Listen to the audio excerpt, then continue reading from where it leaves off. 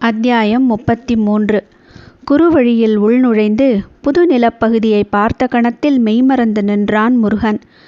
பெரு வட்ட வடிவில் மலைகள் சூழ்ந்திருந்தன. உயர்ந்து நிற்கும் மடர்மரங்களை கொண்ட அந்த மலை வளையத்தின் நடுவே பரந்து விரிந்த நிலப்பரப்பு. அந்நிலப்பரப்பு முழுவதும் கழுத்தளவிற்கு விளைந்து நிற்கும் புல்வெளி. பார்க்க பார்க்க அதன் அழகு பெருகிக் கொண்டே இருப்பது போல உணர்ந்தான். சூழலில் மிதக்கும் மனம் மெல்லிய மயக்கத்தை ஏற்படுத்தியது. இந்த அழகை விட்டு பார்வை பிரியாது என்றாள் வள்ளி. குரல் கேட்டு திரும்பாமலேயே முருகன் கேட்டான், புலனறிய முடியாத மயக்கம் சூழ்கிறது. என்ன இருக்கிறது இவ்விடத்தில்? நமது கண்களுக்கு முன்னால் விளைந்து நிற்பது நரந்தம் புல். இதன் நறுமணம் யாரையும் மயக்கிவிடும். மயிலம் மலர் போலதான் இதுவும். காய காய நறுமணம் அதிகமாகிக் கொண்டே இருக்கும். காய்ந்த சருகுகள் வெளிப்படுத்தும் வாசனைக்கு அளவேதுமில்லை. நீலக்கடலுக்குள் உப்பு தேங்கி கிடப்பதைப் போல இந்நரந்தம் புல்வெளியில் நறுமணம் தேங்கி கிடக்கிறது. சொல்லியபடி முருகனின் கைப்பிடித்து புல்வெளிக்குள் நுழைந்தாள் வள்ளி. புற்களை கையால் விலக்கி காலால் மிதித்து நடக்கையில் கிளர்ந்த நறுமணம் இருவரின் மனதையும் மயக்கிச் சுழற்றியது. ஏற்கனவே உட்கொண்டிருந்த அன்னமகிழரிசி உள்ளுக்குள் மலரத் தொடங்கியது. உடலும் மனமும் காற்றாய் மிதக்க காதல் கனிவாய் உருகி மணமாய் பெருகியது. அவர்களின் பார்வைக்கு முன் பறவைகளும் விலங்கினங்களும் குறுக்கும் நெடுக்குமாக கடந்தபடி இருந்தன. பார்வையில் கிடக்கும் அவற்றின் மீது எண்ணங்கள் நிலை கொள்ளவில்லை. மயக்கத்தின் முழு நிலையில் இருந்தான் முருகன். ஆனால் காதலின் துடிப்பு உள்ளத்தில் விசையை கூட்டியபடி இருந்தது. முருகனின் ஆழ்மனம் விழித்திருந்தது. இது வெறும் மயக்கம் என்றால் நாம் எப்பொழுதோ நினைவை தவறவிட்டிருக்க வேண்டும். ஆனால் இப்பொழுதும் நினைவிருக்கிறது. மயங்கிய மனம் காதலைத் தவிர வேறெதிலும் நிலை கொள்ள மறுக்கிறது. என்ன நிகழ்கிறது இங்கு? வள்ளி கைப்பிடித்து முருகனை அழைத்துச் சென்றாள். மயக்கம் தெளிய தெளிய ஆழ்மயக்கத்துக்குள் அவர்கள் நுழைந்தனர். புல்வெளியின் நடுவில் இருந்த சிறு மேட்டில் அமர்ந்தாள் வள்ளி. அமர்ந்த கணம் அவள் மடியில் சாய்ந்தான் முருகன். தனது மடியில் அவன் முகம் ஏந்தியபடி எதையோ சொல்ல வாயெடுத்தாள். சொல்லின்றி அமைதியானாள். அவள் முகம் பார்த்த முருகனுக்கு எல்லாம் புரிந்தது. கணநேரம் எழிலைப்பாலையின் அணுக்கத்தில் நிறுத்தி மலர வைத்தேன். நீயோ காலம் முழுவதும் மலர வைக்க வழி செய்கிறாய். நிலமகள் நீ. உனது ஆற்றல் என்னை நோக்கி கடத்தும் காதல் எதிர்கொள்ள முடியாததாக இருக்கிறது. உள் நுழைந்த நறுமணமாய் உனக்குள் மறைகிறேன் நான். நறுமணம் சூழ்கொண்டிருக்கும் கருப்பைதான் அம்மலைக்குடுவை. அதன் நடுவில் இருந்த சிறு மேட்டில் வானம் பார்த்து படுத்திருந்தனர் இருவரும். நிறை இருள் கொண்டு வானம் கருத்திருக்க எங்கும் விண்மீன்கள் ஒளி வீசின. காதலில் தெளியும் பொழுதுதான் மயக்கத்தின் ஆழம் புரிகிறது. ஆழத்தை அறியும் பொழுதுதான் அது அறிய முடியாத இடம் என்ற உண்மை உரைக்கிறது. அன்னமகிழரிசி உடலை மலர வைத்தது. நரந்தம் புல் மனதை மலர வைத்தது. வள்ளியின் அணுக்கம் மலர்தலில் வாழ வைத்தது. வள்ளி சொன்னாள், இவ்விடத்தில் இணையோடு இருக்கும் உயிரினங்கள் மட்டுமே தங்க முடியும். நரந்தம் புல் கிளர்த்தும் மனவெழுச்சி தனித்த உயிரினத்தை விரட்டிவிடும். பறவைகளும் விலங்கினங்களும் நீங்காத மயக்கம் கொண்டு காதலில் திளைத்திருக்கின்றன. பார்த்து கொண்டுதானே இருக்கிறேன். புலிகளுக்கு முன் இணைமான்கள் மலர் உண்ணுகின்றன. மான் உண்ணாத மலரில் வண்டுகள் நிலை கொள்கின்றன. ஆண் மலரின் மகரமும் பெண் மலரின் சூலகமும் இதழின்றி மலர்கின்றன. இவ்வியப்பு வேறெங்கு நிகழும்? விண்மீன்களை பார்த்தபடி இருவரும் பேசிக்கொண்டிருந்தனர். இரவு நகர்தலற்று நிலை கொண்டிருந்தது. முருகனின் கண்கள் வானத்தை பார்த்து குறிப்பிட்ட விண்மீன் கூட்டத்தையே உற்று நோக்கின. வளைந்தாடும் ஆறு போல இருக்கும் அவ்விண்மீன் கூட்டத்தை பார் என்றான் முருகன். எங்கே என்று கேட்டபடி வள்ளியின் கண்கள் தேடின. விரல் நீட்டி அதன் வளைவுகளை சொல்லிக் கொடுத்தான். 6 புள்ளிகள் வளைவு கொண்டு மின்னின. நீண்ட நேரம் அதனையே பார்த்தாள் வள்ளி. முருகன் செங்கடம்பின் மாலை அணிந்தபடி படுத்திருந்தான். வள்ளியின் மேனியெல்லாம் அதன் மனம் வீசியபடி இருந்தது. மாலை இல்லாத தனது உடலில் மணக்கும் செங்கடம்பின் வாசனையை நுகர்ந்தபடி இடப்புறம் திரும்பினாள். முருகனின் மேனியில் உதிராத இதழ்களோடு அவை இருப்பதை பார்த்தபடி புன்னகையோடு சொன்னாள், மாலை மார்பன். மனதுக்குள் பொங்கும் காதலோடு முருகன் சொன்னான், மாமலர் கோதை. கூடிய வெட்கத்தோடு குழைந்து சொன்னாள், அழகின் வடிவு நீ. இதழ்முத்தம் போல வாங்கியவற்றையே வழங்கினான். வடிவின் அழகு நீ. சிதறிய சிரிப்போடு மீண்டும் தலை சாய்ந்து விண்ணை பார்த்தாள். சொல் சுழல பொருளும் சுழன்றது. செங்கடம்ப மாலை இப்பொழுது வள்ளியின் மேல் படர்ந்திருந்தது. இமை சொருகினாள். அவ்விண்மீன்களின் வளைவை என் மீது சுற்றுவது போல் இருக்கிறது உனது விரல்களின் தொடுதல். முருகனின் மூச்சுக்காற்று மட்டுமே மறுமொழியாய் இருந்தது. காற்றிலே வந்த மறுமொழி கண்டு வள்ளி சொன்னாள், அனலெறியும் காதல் ஒளியுருக்கி ஊற்றுகிறது. அச்சம் கொள்ள வைக்கும் உனது அணைப்பு. அணைப்பு நீங்கி முருகன் மொழிந்தான், மலைமகள் அச்சம் காணாள். மூடிய இமை திறக்காமலே சொன்னாள், வேலன் மிச்சம் காணான். சொல் கிளர்த்தும் மகிழ்வோடு சொன்னான், காதலில் நான் வேலன் அல்ல. வேட்டையில் மறைந்து கொள்வது உனக்கு புதிதல்ல. வள்ளியின் சொல்லுக்கு மறுசொல் வரவில்லை. சில கணம் கழித்து முருகன் சொன்னான், நான் உன்னுள் மறைந்து கொள்கிறேன். என்னை நீ கண்டறியாதே. சரி, ஆனால் என்னை கண்டறிய உன்னை பின்தொடர்வேன். மறைப்புகள் விலக்கி உன்னுள் புதைந்தெழுவேன். பதிலின்றி இருந்தான் முருகன். அதுவே பதிலாய் அமைந்தது. மறைதலும் தேடலும் கார்காலம் முழுவதும் தொடர்ந்தன. புதைந்தவள் மீண்டாள். மீண்டவன் புதைந்தான். மேகத்தில் தூசி மாறி தும்மல் கொண்டது. பின்னர் கூடும் முகில்களின் கொட்டம் தொடங்கியது. வேப்பமுத்து அளவை கொண்ட மழைத்துளிகள் கொட்டி தீர்த்தன. ஒவ்வொரு துளி நீருக்குள்ளும் நரந்தம் புல்லின் மனம் மேலேறியது. மணமேறிய நீரின் துளிகள் வள்ளி முருகனின் வாசனையை கொண்டிருந்தன. புல்வெளியின் பெரும் பரப்பைச் சுற்றி இருந்த மலைமுகடுகளில் எண்ணிலடங்காத பூக்கள் பூத்து குலுங்கின. கொடிமலர்களும் கொத்து மலர்களும் வண்ணம் வீசி வளைய வந்தன. வேங்கை மரத்தின் கொத்துப்பூக்கள் கரும்பாறையெங்கும் கொட்டி கிடந்தன. உதிர வேங்கையும் மணிமுத்து வேங்கையும் பூத்த வேங்கையும் பாயா வேங்கையும் கொட்டும் மழைத்துளிக்குள் இணையாக பூக்களைச் சொரிந்தன. நெருப்பையொத்த எருளம்பூக்களும் சிறு வட்ட இதழ் கொண்ட எருவை பூக்களும் வெண்ணிற கூதாளி மலரும் பருத்து பேரழகோடு மலரும் புழுகு பூக்களும் சூழ்வட்ட மலையை வண்ணக்குவளையாக மாற்றின. கொட்டும் மழையில் பாறை குகைகளில் இருந்த முருகனும் வள்ளியும் மழை நின்ற பொழுதுகளில் நரந்தம் மேட்டில் வந்தமர்வர். மழை நின்ற இரவுகளில் வெளிர்வானில் மின்னும் விண்மீன்களின் அழகு சொல்லி மாளாது. முருகனின் கண்கள் அவற்றையே பார்த்து கொண்டிருந்தன. வளைந்து கிடக்கும் 6 புள்ளி கொண்ட அந்த விண்மீன் கூட்டத்துக்குள் நிலவு சிக்கியிருந்தது. விண்ணில் தெரியும் வியத்தகு ஒளி இணையாய் அது இருந்தது. அவ்விணை கூடியதும் மேகங்கள் ஒன்றுடன் ஒன்று கலந்து நிலம் நோக்கிச் சரிந்தன. கொட்டும் மழை பொழிய விண்ணுக்கும் மண்ணுக்கும் இடைவெளியின்றி இருந்ததால் ஊற்று கசிவதைப் போல மேகத்திலிருந்து உருகி மண்ணில் ஓடியது மேகநதி. எத்தனை பகலிரவு இப்படி கடந்ததென தெரியாது. மேகம் விலகிய நள்ளிரவுகளில் முருகனின் கண்கள் 6 விண்மீன் கூட்டத்தை கடந்து பயணிக்கும் நிலவின் பாதையையே பார்த்து கொண்டிருந்தன. ஓர் அதிகாலை மழை நின்றவுடன் குகை விட்டு வெளிவந்த வள்ளியின் கண்களில் முதலில் பட்டது பூத்து நின்ற செங்காந்தள் மலர்கள். செவ்வொளி வீசும் 6 இதழ்களோடு அவை இருப்பதை பார்த்தபடி முருகனை அழைத்து காண்பித்தாள். அவ்விண்மீன் கூட்டத்தின் சுடர்போல் இம்மலர் 6 இதழ்களை கொண்டுள்ளது என்றாள். செவ்விதழ்களை உற்று பார்த்தான் முருகன். இதழின் அடியில் இளம் பசுமை நிறமிருந்தது. நடுவில் மஞ்சள் மேவி பின்னர் வெண்மையில் கரைந்தது. மேற்பகுதி இளஞ்சிவப்பு பூண்டு முனை அடர் சிவப்பாய் மிளிரியது. அதே நிறவாகு அவ்விண்மீன் கூட்டத்தில் உள்ளதை முருகனின் கண்கள் பல இரவுகளில் பார்த்துள்ளன.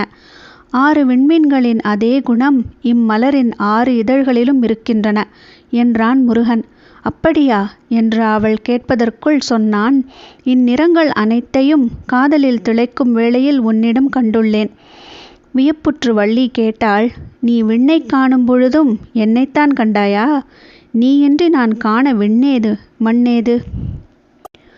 சொல்லியபடி செங்காந்தள் மலர் பறித்து வள்ளியின் கூந்தலில் சூடினான். அடர் வானம் கொண்டு கொட்டி தீர்த்த கார்காலத்து அடைமழை விலகத் தொடங்கியது. விரிவானம் மேகமற்று மிதக்க அவ்விண்மீன் கூட்டம் விட்டு நிலவு நகர்ந்தது. நரந்தம் புல்பரப்பில் இருந்து விலகத் தொடங்கினான் முருகன். செங்காந்தள் சூடியபடி அவனுடன் நடந்தாள் வள்ளி. புது இடம் நோக்கி அவளை அழைத்துச் சென்றான் முருகன். மலையுச்சியிலிருந்து அடிவாரக் காட்டுக்கு கீழிறங்கி வந்தனர். அடைமழையின் கூதிர் பருவம் முடிந்து முன்பனி தொடங்கியது. நடுக்கம் அதிகமாகும் முன்பனி பொழுதில் தங்குவதற்கு கொன்றை மரங்கள் அடர்ந்து கிடக்கும் இடுக்கினை பயன்படுத்தினான். குளிர் சற்றே குறையும் பின்னிரவில் படுத்துறங்க கருங்கொன்றையின் உச்சியில் பரணமைத்தான். பனிநடுக்கம் தாழாமல் முயல்கள் கொன்றை மர இடுக்கில் பதுங்கின. அவ்விடுக்கின் உள்ளே கால்களை ஈர்க அணைத்து அமர்ந்திருந்தாள் வள்ளி. வள்ளியின் கணப்பில் அண்டின முயல்கள். இரை தேடி வேட்டைக்குப் போன முருகன் திரும்பி வந்தபோது வள்ளியின் கணப்பில் முயல்கள் அண்டியிருப்பதை பார்த்தான். நீள்காது அசைய அவை வள்ளியை நோக்கி திரும்பின. வள்ளியின் முகத்தில் புன்முறுவல் இருந்தது. முருகன் முயல்களை பார்த்து சொன்னான், அவ்விடம் அணையாதீர்கள், பின்னர் ஒருபோதும் விலக மாட்டீர்கள். சொல்லுக்குள் பொறாமை தெரியாமல் பார்த்து கொண்டான். ஆனால் பார்வையே அதனை சொல்லியது. அதன் பிறகுதான் சில முயற்குட்டிகள் வள்ளியின் மேலேறி பதுங்கின. நீண்ட கொன்றைக்காயின் விதைகளை ஒரு பக்கம் துளையிட்டு எடுத்துவிட்டு இசைப்பாடும் குழலாய் மாற்றினான். பொழியும் பனியின் ஊடே பரனில் படுத்தபடி நகரும் 6 விண்மீன்களை பார்க்க அவன் தவறுவதில்லை. குருவி குஞ்சு போல் வெண்மை திரண்டு பூக்கும் முன்பனியின் புது மலரான ஈங்கை மலர் பறித்து வள்ளியின் கூந்தலில் சூட்டிய நாளன்று அவன் காடு விட்டு வெளியேறப் போகிறான் என அவளுக்கு புரிந்தது. கீழுதடு நடுங்கும்படி பின்பனி கொட்டும் அந்த நாட்களில் அவனோடு வயல்வெளியின் ஊடே நடந்து வந்தாள் வள்ளி. தவளை சத்தம் விடாது கேட்க மூக்கெங்கும் ஈரப்பதம் ஏறியிருந்தது. தாமரை படர்ந்து கிடக்கும் குளர்கரையில் மருத மரத்தின் மீது பரணமைத்தான். எங்கு போனாலும் பரன் மீதே தங்குவதேன் என கேட்டாள் வள்ளி. இது காதல் வாழ்க்கை. தரையில் தங்கினால் இறுகிய நிலத்தில் கூடலின் வளம் முழுமை கொள்ளாது. வானில் மிதந்தால் கூடலின் இறுக்கம் வலிமை கொள்ளாது. இரண்டும் கலந்த பரனில்தான் நிலமசைய வான் நகர நடுவில் நாம் மூன்றிலும் கலப்போம். அதன் பின் மறுமொழி சொல்ல ஒன்றுமில்லை வள்ளிக்கு. பகலும் இரவும் பரன்மேல் மலரும் காதல் கண்டு பறக்கும் நாரைகள் இறகுதிர்த்து போயின. காற்றில் மிதந்து வரும் வெண்சாம்பல் இறகுகளை சேகரித்து கொடி கொண்டு முடிச்சிட்டு வள்ளியின் தலையில் மகுடமெனச் சூட்டினான் முருகன். கால நேரமின்றி மிதந்து கொண்டிருக்கின்றேன்.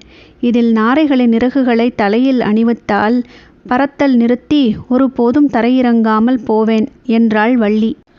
உனது அணைப்பில் மீள முடியா மயக்கத்தில் கிடந்த எனக்கு அன்னமழகி அரிசி கொடுத்து உடலையும் நரந்தம்புல் கொண்டு மனதையும் தெளிவடைய முடியாத திகைப்பில் வீழ்த்தினாயே, அதை விடவா? முருகனின் வினாவிற்கு விடையேதும் சொல்லவில்லை வள்ளி. இக்கைமாறில்தான் காதல் கனல் நீங்கா வெக்கை கொள்கிறது. அணுக்கள் தோறும் துடிப்படங்கா தவிப்பு கொள்கிறது. தவிப்பு நீங்கா அதிகாலையில் பின்பனி பருவத்து புதுமலரான கமுகின் சிறு பூவெடுத்து வள்ளிக்குச் சூட்டினான். வயல் தாண்டி கடல் நோக்கி புறப்பட்டனர் இருவரும்.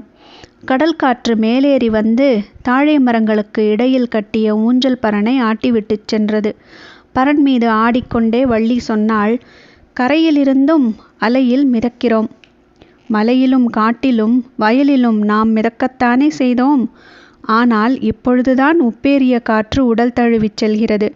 இளவேனில் ஒளிர்கதிர்களால் உடல் சுடுகிறது.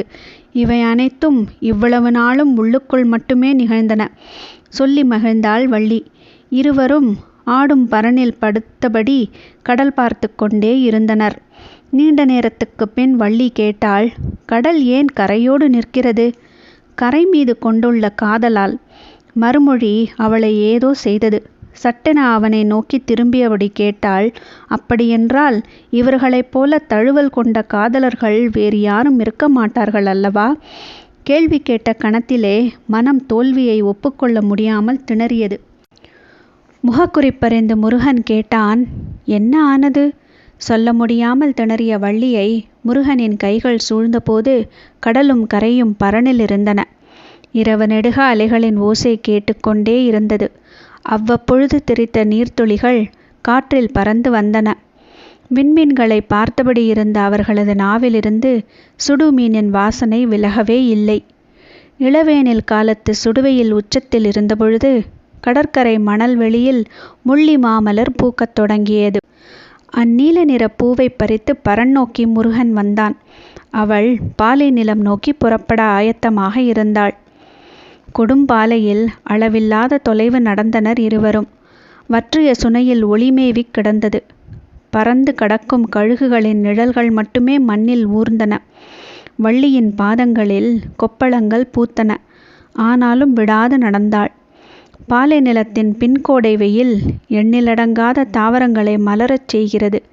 சுட்டெரிக்கும் மண் மீது ஏதோ ஒன்று மூலையில் சிறு மலரொன்று இதழ் விரித்திருப்பதை பார்க்கும் பொழுதெல்லாம் வள்ளியின் முகம் மலர்ந்தது.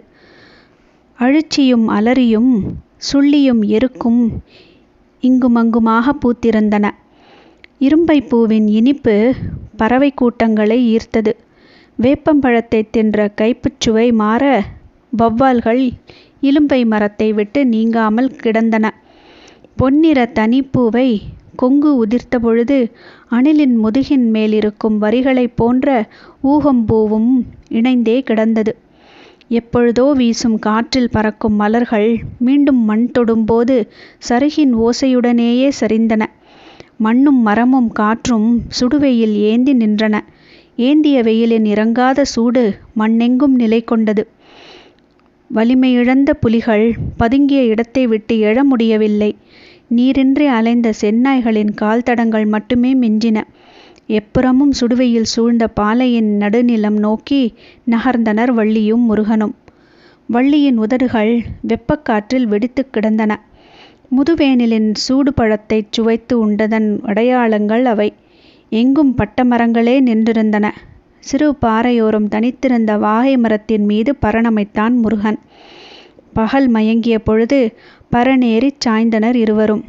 இரவானதும் வானமும் சுடுமோ என்று அஞ்ச வைத்தது பகலின் நினைவு.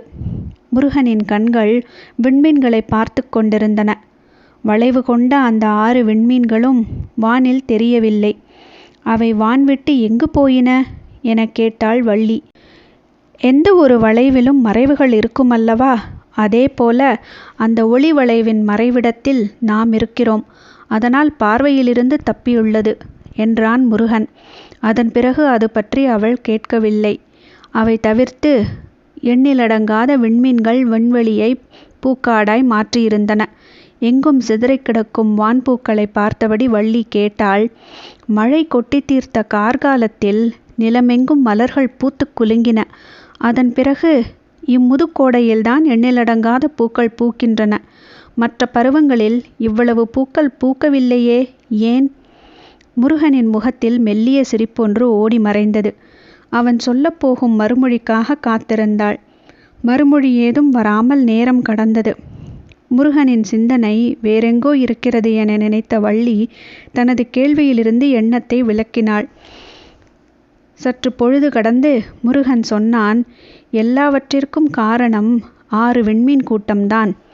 முருகனின் விடை எதிர்பாராததாக இருந்தது. திகைப்புற்ற வள்ளி கேட்டாள், எப்படி? அந்த 6 விண்மீன் கூட்டத்தோடு நிலவு இணைந்திருந்த காலத்தில்தான் கார்மேகங்கள் வானமெங்கும் நிறைந்திருந்தன. பெருமழை விடாது கொட்டி தீர்த்தது. அதேபோல அந்த 6 விண்மீன் கூட்டத்தோடு கதிரவன் இணைந்திருக்கும் காலத்தில் சுடுவையில் தீயென விடாது பொழிகிறது. நீரும் ஒளியும் தான் மலரென வடிவம் கொள்கின்றன. அதனால்தான் பிற காலங்களை விட இவ்விரு காலங்களிலும் மலர்கள் அதிகமாக மலர்கின்றன. இம்மலர்தலுக்கு காரணம் வளைவு கொண்ட அந்த 6 விண்மீன்கள்தான். முருகனின் விடை முற்றிலும் புதியதாய் தோன்றியது. அதனை உள்வாங்கி மறுவினா தொடுக்கச் சற்று நேரமானது. அவள் கேட்டாள், அவ்விண்மீன் கூட்டத்தோடு நிலவு இருந்ததை நாம் பார்த்தோம். இப்பொழுது கதிரவன் அக்கூட்டத்தோடு இருக்கிறான் என்று எப்படி சொல்கிறீர்கள்? விண்மீனின் நகர்வுகளை காலம் முழுவதும் பார்த்து கொண்டேதான் இருக்கிறேன். வானின் ஒவ்வொரு பகுதியிலும் அது நகர்ந்து செல்லும் வழித்தடம் எனது மன கண்ணில் இருக்கிறது. இப்பொழுது அவற்றோடு இணைந்தே கதிரவன் பயணிக்க வேண்டும். பகல் பயணம் அது. அதனால்தான் இரவில் அவ்விண்மீன் கூட்டம் நம் கண்களுக்கு தெரியவில்லை. காலச் சுழற்சியின் பாதை அதுவே. பதிலுரையால் உறைந்து நின்றாள் வள்ளி. அடுத்த சொல் சொல்ல நாய் எழாமல் இருந்தது. அதனை கவனித்தபடி முருகன் சொன்னான், உனது முதுகுப்புறத்தை நீ பார்க்க முடியாமல் இருக்கலாம். ஆனால் உன்னால் உணர முடியும் அல்லவா? அதுபோலத்தான் எதுவும். இவ்வுவமைக்கு பின் சொல்ல எதுவும் இல்லை என்று தோன்றியது அவளுக்கு. ஆனால் இவ்வுவமையே பல சொற்களை சொல்லவும் தூண்டியது. வேண்டாம் என்று கட்டுப்படுத்தினாள் வள்ளி. ஆனாலும் உரு கொண்ட வார்த்தைகள் தனக்குத்தானே ஒரு முறையாவது சொல்லிக்கொண்டால் மட்டுமே அமைதி கொள்ளும். எல்லா அணைப்புகளிலும் சூழ்ந்த உனது கைகள் எனது முதுகினையே பற்றியது. காதல் அதனால்தான் இவ்வளவு வெக்கை கொண்டுள்ளதா? சுட்டெரிக்கும் மணல் காதலை விட்டு எப்பொழுதும் நீங்காமல் இருப்பது அதனால்தானா? சொற்கள் கேள்விகளாய் உருத்திரண்டபடி இருக்க அனைத்தையும் விழுங்கிவிட்டு ஒரே ஒரு கேள்வியை மட்டுமே கேட்டாள். எல்லா இரவுகளிலும் வான் நோக்கி பரணமைத்தது காதலில் மூழ்கத்தான் என நினைத்தேன். ஆனால் காலத்துள் மூழ்கத்தான் அதைச் செய்தாயா? அழகிய சிரிப்போடு முருகன் சொன்னான். நான் காலத்துள் மூழ்கும் போதெல்லாம் காதலுக்குள் தான் மூழ்கினேன். காதல்தானே காலச் சுழற்சியின் அடையாளம். நிலவும் கதிரும் இயற்கைக்கு பாலூட்டும் இரு மார்புகள். கருணையும் காமமும் சமமாய்ச் சுரக்கும் அவ்வழகிய தனங்களை விட்டு நான் எக்காலமும் அகலாமல் தானே இருந்தேன். அணைப்பு நீங்காமல் அதனை அறிந்தவள் நீதானே. சொல் கிளர்த்தும் காதல் உடலெங்கும் பொங்க செய்வதறியாமல் நின்றாள் வள்ளி. அவளது முகத்தை தனது கைகளில் ஏந்தியபடி முருகன் சொன்னான். கார்மேகம் மழையை கொட்டி தீர்ப்பதற்கும் தீயாய் வெயில் சுட்டெரிப்பதற்கும் அவ்விண்மீன் கூட்டமே காரணம். எனவே அதனை கார்த்தி என அழைக்கலாமா? உனது கைகள் எனது முகமேந்திய கணத்தில் உடலெங்கும் கார்கால குளுமை பரவியது. ஆனால் அணைக்காமல் விலகி நிற்கும் இவ்விடைவெளியில் பாலை தீப்பற்றி எரிகிறது. வள்ளி வார்த்தையை முடிக்கும் முன்னே இறுக அணைத்தான் முருகன். கார்கால குளுமையின் மீது பற்றி எரிந்தது தீ. கார்த்தி.